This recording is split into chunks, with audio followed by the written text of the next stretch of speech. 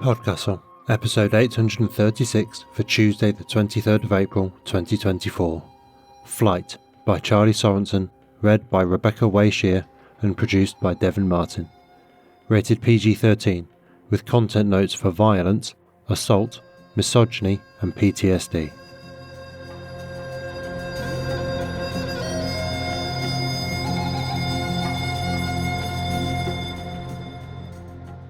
Good morning, good day, good afternoon and good evening, and welcome to PodCastle, the flying castle of fantasy fiction.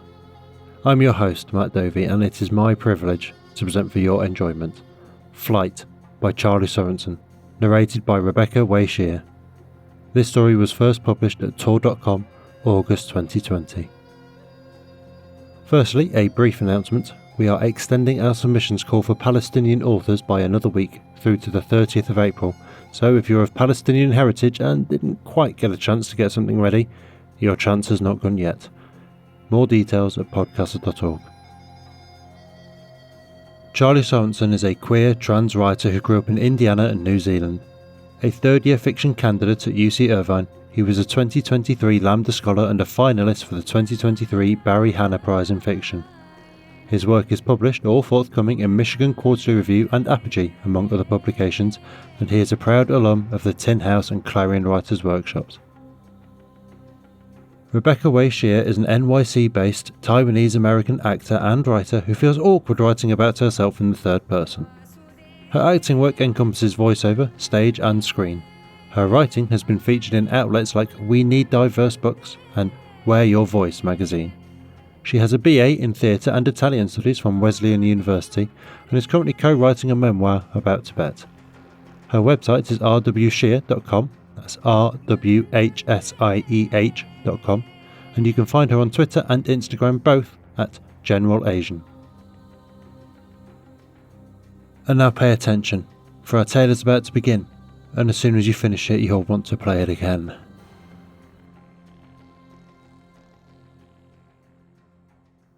Flight by Charlie Sorensen, read by Rebecca Way-Shear. Now, they are coming out of the woods when Mateo grabs one of Maggie's wings and tugs hard. This has long been his way of getting her attention, and she has always let him do it, wanting to be a good mother, reminding herself that this is a phase, that he is only 5 years old, that little boys who do bad things are not destined to become bad men. But now she wheels on him, the force of her movement yanking her wing from his grasp. "No!" she says, and he blinks and reels back. 2 women are walking ahead of them with their children. At the sound of her voice, their heads flick back to watch. "You're a big boy now," Maggie says, her voice rising. "You can't touch them anymore." Out of the corner of her eye, she sees the women murmur to each other. Turning their smooth, wingless backs to her, they seize their children's hands and hurry away. Maggie doesn't care. Tears pull in Mateo's eyes, but she ignores them, stalking up the big, sweeping lawn toward the place where everyone parked. Further up the slope, the man who is not Trace walks quickly, gripping his daughter's hand. On her arm is a bruise the size and shape of Mateo's fist. As Maggie watches, the girl tugs her hand out of her father's and takes off, her empty Easter basket bobbing in her grip. Her father calls out, but she keeps running, and Maggie urges her on, her heart pounding on the girl's behalf, as her head says, "Faster," and her heart says, "It will never be fast enough." And all the places where the brothers took her apart pulse with remembered pain. 10 minutes ago. The man who is not Trace kneels in front of his sobbing daughter and hushes her. Neither he nor Maggie was there to see what happened, but the girl has just told them that Mateo hit her when she wouldn't give him an Easter egg she had found. Now her father says, "I'm sure he didn't mean to hurt you." He winks at Maggie, an invitation to a game she does not want to play. "You know, boys." Maggie looks from her son to the bruised girl to the man who is not Trace, but who is so much like him, and something flares within her that has been dead a long time. She has a right to her pain, she says. She has a right to it. "We're going," the man says, to no one in particular, and pulls his daughter away, his fingers wrapping around her hand and enveloping it completely. 17 minutes ago. The Easter egg hunt takes place at the home of some friends of her husband's, wealthy investor types who live in Marin County and own several acres of old-growth forest. Maggie hasn't set foot in a forest like this in years, but her husband is out of town and the things that happened to her were such a long time ago, and so she agrees to take Mateo. The moment she gets under the trees, she knows she has made a mistake. She sees the bobbing lights, hears the brothers' laughter, remembers running until she couldn't. She grasps the trunk of a nearby redwood and inches her hands along its fibrous bark, noting its texture as her therapist has taught her. Gradually, her heart slows. The throbbing in her wing joints fades. When she looks up, Mateo has disappeared. 40 minutes ago.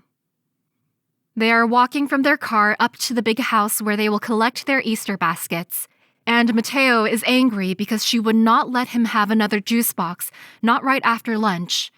He grabs one of her wings and tugs hard, and she lets him. 2 days ago. She is bathing Mateo, and he is angry about this. He grabs one of her wings and tugs hard, and she lets him.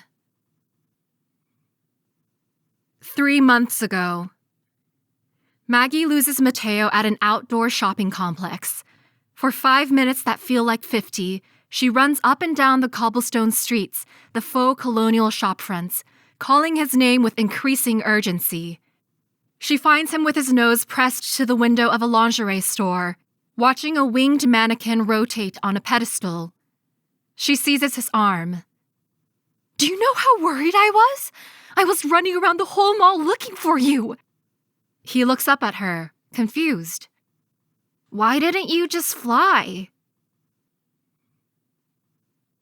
2 years ago. Mateo wanders through the garden of the old Italian villa where they are staying and falls into a fish pond. Maggie, up on the patio with her husband, is too far away to hear the plop of his body entering the water. Yet she is aware of the sudden absence of sound and knows, in her mother's bones, what has happened. She runs down the lawn and throws herself into the water and pulls him out. When he wails, she is gladder than she has ever been. She is aware of some other bodily sensation and looks down. Blood streams from a cut on her shin. She does not care, doesn't feel the wound, only gathers her son in her arms and takes in his wet, algal smell. And her urge to protect him is so strong that it does not occur to her to wonder if someone someday will need protecting from him. 6 years ago. The HR guy takes Maggie to the top floor. "Change of plans," he explains. "The big man wants to interview you in person." The CEO's office is all wood and chrome and billion-dollar views. He leans back in his leather chair and surveys her, his eyes skimming over her wings in a way that is not lecherous so much as assessing. "The job is yours, of course," he says. "My wife is winged. I myself was a brother." His gaze wanders now to the windows. "We got up to so much trouble in those days, didn't we? But we were all so young." Maggie searches for an apology in his voice. She does not find it. 6 years and 2 days ago. In the vestibule of her apartment building, as she is unlocking the door, a man comes up behind her and crushes her against the door. "Don't move. I have a knife." His breath is hot and puffs her hair against her ear. "I've been watching you," he says. "You're so beautiful. Your wings are so beautiful. I'm going to take them now." The point of his knife pricks her skin as he begins to saw through her winter coat. A scream bubbles up her throat and then dissipates. Her breathing is labored, and his breathing is labored, and it sounds, ridiculously, like they are having sex. With each breath, Maggie lifts further and further out of her body until she is not here at all. She is running through a forest until her legs and lungs give way, until the lights catch up to her and There is a shout from behind. Someone has seen them. The man runs. Later, the police will catch him and there will be a trial and the man will go to jail. For now, though, Maggie's legs collapse beneath her and she is aware of her heart thudding in her chest, the film of sweat coating her body. She looks down at her hands, which look like someone else's hands. She tries to focus on the keys she is holding, digs their teeth into her skin. But her mind keeps flicking between here on the vestibule's tiled floor and there on the dirt in the forest. Here, there, no, here. And for weeks afterward, she experiences this split self, hearing a man's shout of laughter in the street and wanting to run, seeing in a restaurant's glinting silverware the head of an axe. 8 years ago. An old woman stops Maggie in the streets and tells her, with tears in her eyes, that she can die a happy woman because now she has seen a true angel. "Thank you," she says. "Thank you." Her fiancé lets her keep all the lights on at night. He wakes her up from her nightmares and holds her and sings to her in Portuguese, husky, off-key lullabies. Everywhere she goes, people give her things. Promotions and restaurant tables and fur coats and free trips to Ibiza tumble into her lap, the world falling over itself to show her how lucky she is, how loved. 9 years ago. Maggie sees the man who will become her husband across the room. His eyes meet hers and do not for a second flicker toward her wings, do not even seem to notice them. He makes his way toward her through the chattering cocktail crowd, his gaze never leaving hers. And she feels she could be anyone. She could have no wings at all. And although later she will construct many reasons for why she falls in love with him, really it is this moment. She has already fallen. 15 years ago. After her college graduation, Maggie does what she has been avoiding for the past 3 years. It is the first time anyone from her old life has seen her wings. Her high school friends take her around, show her off. At the town's only diner, they place her at the center table. They make excuses to brush against her wings as they get up to use the bathroom again and again. Sitting in one of the scratched vinyl seats that have stayed the same since her infancy, Maggie feels the town's collective gaze upon her. In the diner, on the street, every eye drawn to her as though she is a flame blazing at the center of their small, defeated town. She feels suffocated. She feels proud. Her mother won't speak to her. She leaves every room Maggie enters, her lips drawn tight. Her father treats her like a china doll. Whenever she turns away, she can feel his gaze burrowing into her back, her wings. It was worth it, Maggie thinks. She repeats the words like a mantra. She repeats the words until she almost believes them. 18 years ago. It is 2 days after initiation. One of the sisters finds Maggie balancing on the railing that lines the balcony of the big sisterhood house, holding onto a post for support, trying and failing to flex the wings that sit heavily against her shoulder blades. "What are you doing?" the sister hisses, jerking Maggie back by her wings, making the pain jolt anew through her body. "Someone will see." "I was practicing," Maggie says. "Practicing what?" "Flying." The sister stares at her. Wings sprout from her back, identical to Maggie's. "Didn't anyone tell you? Our wings don't work like that." 18 years and 1 day ago. When they return from the woods, the sisters take her into the big house that is her home now. One of them gets into the shower with her because her hands and her entire body are shaking so hard that she can't open the door to the bathroom or swing open the shower stall or take off her clothes. She can't do any of it. Maggie sobs in the shower, and the sister makes soothing sounds and soaps her body, her smooth, unblemished body, which they broke apart and then put back together. Except that they didn't. Not really. She can feel every place they cut her and will forever. 18 years, 1 day, and 3 hours ago. Maggie comes to on the forest floor. She spits twigs from her mouth and groans, pain spiking through every inch of her body. "Hush," a voice says. It is one of the sisters, kneeling beside her. When she gets to her feet, Maggie staggers under the unfamiliar weight of something on her back. White flashes in the corner of her vision. She looks, and there are her wings, arcing above her shoulders. She reaches an arm back and strokes them. They are so soft. She looks down. She is naked, filthy.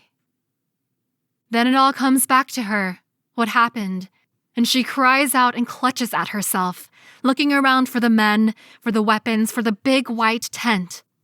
But they are gone. Trampled dirt and trash, the only signs that anything happened here at all. "What did they do?" she asks. "What did they do?" "Hush," the sister says. "They brought you back. They had their fun, and then they brought you back." 18 years, 1 day, and 9 hours ago. Maggie is sprinting through the woods. Earlier, other girls were running too, their LED bracelets flashing through the surrounding trees. But their lights have gone out, one by one, and now she is the only one left. The brothers' flashlights bob behind her, drawing nearer by the second. Her lungs and legs are on the point of collapse, but still she staggers onward. Through the trees, she can just make out the lights of the university buildings. She is less than a mile away from campus. If she can make it there, she will be safe. An arrow whistles through the air, close to her head, and thuds into a tree. She tries again to claw off the glowing wristband, but she can't get it off. Trace fastened it too tightly.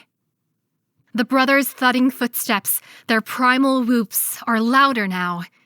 They are laughing as they gain on her, sensing that they are close. That is perhaps the worst part of all, she thinks. Their laughter. Her legs collapse beneath her, and she falls to the forest floor, scrambling over tree roots. And they are almost upon her, and still she thinks this must be a joke, some kind of sick joke. They don't mean it. They won't actually do it. But it isn't. They do. 18 years, 1 day, 9 hours, and 20 minutes ago. There is a truck, and inside of it are several footlockers, and from these footlockers the brothers are unloading weapons. The weapons are like something out of a history book. Crossbows, double-headed axes, swords, things that are spiked and chained and so heavy that the brothers groan as they lift them out. The girls gather round, slow and stupid from the food, the champagne. They are trusting. They are lambs. "What are we doing?" they ask. "Are we playing a game?" "Of a sort," the brothers say, hefting their weapons. 18 years, 1 day, and 13 hours ago. Maggie approaches the big white tent on the arm of Trace, handsome Trace. She is wearing a white dress, the length and cut of which would make her mother faint if she were here to see it. The tent is in the middle of the forest, which borders the campus and belongs to their university. "Isn't the forest protected?" Maggie asks. "I thought you weren't allowed to camp in here." Trace gazes at her intently, and she flushes and raises a hand to make sure her hair hasn't fallen out of place. He has a habit of maintaining eye contact for a couple seconds before responding to anything she says. It makes her suspect she either repels or attracts him. Both possibilities terrify her. "They bend the rules for us once a year. After all, Terry's a brother." It takes Maggie a moment to realize he is talking about the university's president. By then, they have made their way to the entrance of the tent. Inside are 2 long rows of trestle tables, laden with gleaming dishes and artful arrangements of flowers and candles. White-coated waiters move between seats, pouring water, laying out bread rolls with silver-handled tongs. "Oh," Maggie says, "it's so pretty." Trace smiles down at her. His eyes are very blue. "Isn't it?" They sit down. He asks about her small-town Indiana life, her hobbies. "I want to know you," he says, his hand brushing hers as he shows her how to crack open lobster with a little silver tool. He pours champagne and more champagne, and with each glass she feels herself expanding. She is a better, wittier version of herself, her jokes funnier, her opinions sharper. Perhaps this is a preview of life as a winged woman, feeling adored, the only one of her kind in the world, as men nod and laugh and stare at her with their blue, blue eyes. Near the end of dinner, the brothers pass a box of LED bracelets around the table. Trace takes one and starts to put it on her wrist, but Maggie pulls back, her stomach fluttering. The air is heavy with a sense of expectation. Brothers shuffle in their seats, wink at each other over their dates' heads. Her head feels fuzzy. She wishes she had not drunk so much champagne. "What's it for?" she says. "So we can find each other." Beyond the well-lit tent, the forest is a wall of darkness. But in the distance, Maggie can make out the lights of the university, barely 2 miles from here, and she is comforted by their obscure glow. She holds out her wrist, and Trace clamps the bracelet over it. The clasp nips her skin, and she winces. "Sorry," he says. He passes the box of bracelets down the table without taking one for himself. 18 years and 2 months ago. There are whispers. There are always whispers. As Maggie marches through the grueling rounds of the selection process, she hears them. Those who have been cut talk of some archaic ritual in the woods. Girls go out into the forest, and the next morning they emerge winged. The question is, what happens in between? Every round that she doesn't get cut, Maggie's anxiety increases. She feels like a fraud, like any minute now they will see through her to the scholarship budget stretched tight and her father who was a mechanic, and the credit card debt she is rapidly accruing to buy all the right clothes and shoes. 2 days before initiation, the same day she learns she has made the final round, the director of her scholarship program calls her in for their 3rd meeting in as many months. She informs Maggie that her grades have dropped such that her scholarship will not continue after this semester. "You can always leave," the girls who have made the final round tell each other. "If it doesn't feel right, you can just leave." They assure each other that they will have each other's backs, and they convince themselves that this is true even though they all know it is not. On the night of initiation, even before she enters the tent, Maggie is aware that her life has become like one of those moving walkways at the airport. She can proceed in only one direction. There is no turning back. 19 years ago. As a freshman, Maggie sees the sisters gliding through campus, their wings trailing ethereally behind them.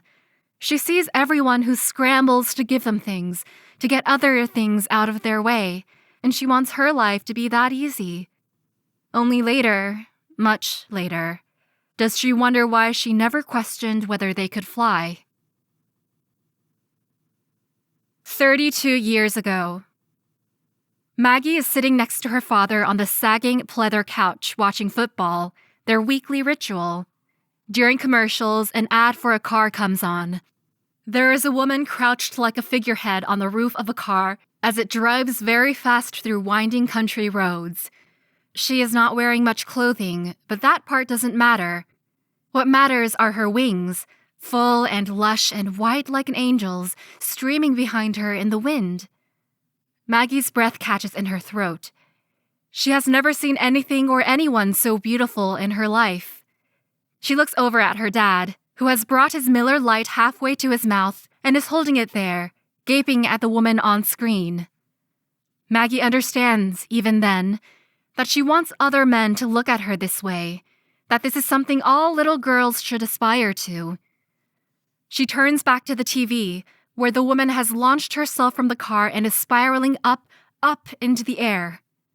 "Take control of your destiny," the voiceover says, and Maggie pictures soaring above the rooftops of her small town and then beyond, the wind on her face and in her hair, the air cold and sweet and tasting of freedom. Take flight.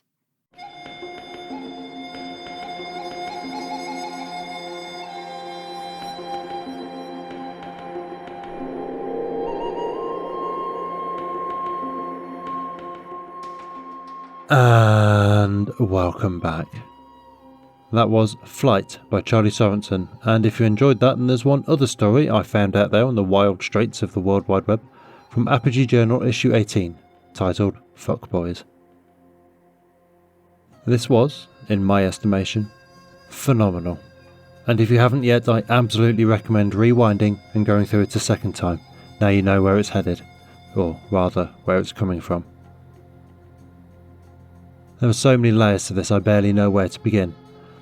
The expectation of women to present as angelic, virtuous, above earthly concerns even as we, and I mean we as both a society and we as in my gender, expect them to deal with all our earthly concerns, feed us and clean our clothes and deal with all the appointments and bureaucratic minutiae of family life. Or perhaps the idea that suffering will lead to reward, that submitting to degradations and embracing the pain will elevate us, though as Maggie finds out, even bearing up so stoically you earn angel's wings still does not let you fly and escape everything that sought to drag you down.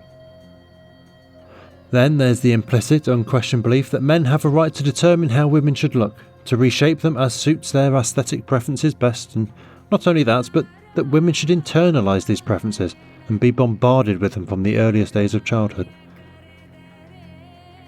But what makes me angriest about this story, and it is so good and so beautiful to engender such a reaction in me, is the putrid, festering masculinity on display, that which is held in such incredible regard by the world, an ideal to strive for, a light to guide us all.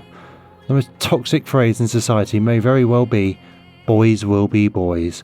That nihilistic surrender to the basest instincts, 4 simple words that are at once acceptance and permission and a warning not to challenge, a thought-terminating cliché to ward off any criticism of our precious, delicate boys who simply must be allowed to go through life doing as they please, lest we harm their feelings and acknowledging harm they have caused, and in doing so create a reaction for which they, of course, could not be held responsible. Or, worse, lest we harm their prospects. No, better to sacrifice women and girls on the altar of men's vanity. Better to put all the trauma on them. Demand they bend and capitulate and accommodate the shape of men who have never been given boundaries and so whose egos have grown unchecked like a cancer, filthy and venomous and corrupting all they touch. Boys are so delicate, so fragile, and so we must build entire networks of old boys. Not men, of course, that might imply a level of responsibility and restrained comportment, so no, not men, but old boys, to steer them through the path of least resistance, to mould the world and create the space for them to be all their worst impulses, because heaven forfend we should ever say no to a man, no to a boy, no to the idea that men must be prioritised at all costs, that no price is too high for a woman to pay so that a man can be indulged, empowered, accommodated. Of course, it is in creating this space that we give implicit permission. All children test boundaries as an important developmental step in determining the shape of acceptable behaviour, and gosh, I wonder what would happen if it turned out we never imposed any boundaries on certain behaviours because boys will be boys. Oh, we got up to so much trouble in those days, didn't we? But we were all so young. And they were just playing a game of a sort. So that's okay. There may not be angel wings in our world, but there are college rapists who escape consequence lest we threaten their promising swimming careers. while their victims, in the anonymity and silence they must maintain, are painted as drunken sluts who dared tempt this poor defenceless man with no apparent will of his own, just a little baby lamb, stumbling through the world, tugged along by instinct and apparently absent any higher faculties on which he could be held accountable. There are whisper networks instead of justice for men considered too important to a field to risk alienating them. But hey, you know, boys will be boys. Just, what if they could be better than that? Empowerment means believing someone can be more, not letting them do what the fuck they want. It is long past time we stopped infantilizing men and instead empowered them by allowing them to prove they can be fucking better. That was our show for this week. On behalf of everyone at PodCastle, your co-editors Shingai Enjoro Kagunda and Eleanor R. Wood, assistant editor Caitlin Zavanovich, audio engineers Devin Martin and Eric Valdez, and our many wonderful first readers, Andrew Cahoe, Craig Jackson, Amalia Harrington, Julia Patt, Kieran Corsaini, Ryan Cole, Sarah S. Messenger, Shrikripa Krishna Prasad, Tava Nova, Tierney Bailey, Zeev Witties, and myself, Matt Dovey. Thank you for letting us share another story with you. The legal bit. PodCastle is part of the Escape Artists Foundation, a 501c3 non-profit, and this episode is distributed under the Creative Commons Attribution Non-Commercial No Derivatives 4.0 international license. That means you can share it, and please do, but you cannot sell it and you cannot change it. If you want specifics, check creativecommons.org. Our music is by Shiva in Exile. Everything we do on PodCastle is 100% donor funded, and if you'd like to support what we and the rest of EA do, please join us on our Patreon at patreon.com/EApodcasts.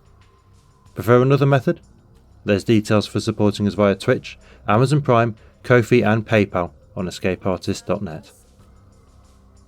We'll be back next Tuesday with another fantastic tale. In the meantime, you might care to check out our sister podcasts, Escape Pod for science fiction, Pseudopod for horror, Cast of Wonders for YA speculative fiction, and Catscast for speculative cat stories. If your heart belongs to us though, we'll see you next week. Be safe and be kind.